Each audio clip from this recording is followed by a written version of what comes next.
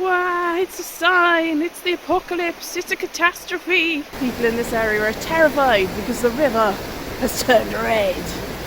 This is the Sucken. Look at it. Why is it like that? It comes down from the mountains. And in the mountains, there's a lot of iron. It used to be called the Rusty River locally.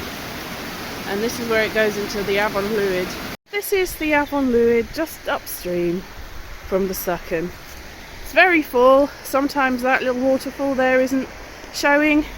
But all the streams from the mountains, because of the rain, all the streams have come down into the river. Still clear, just before the Sucken joins up.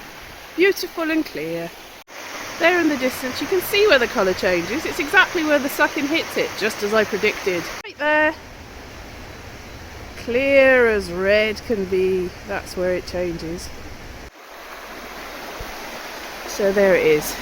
It's from the Sucken, from up in the mountains. All the iron. Nothing to be worried about. Nothing at all.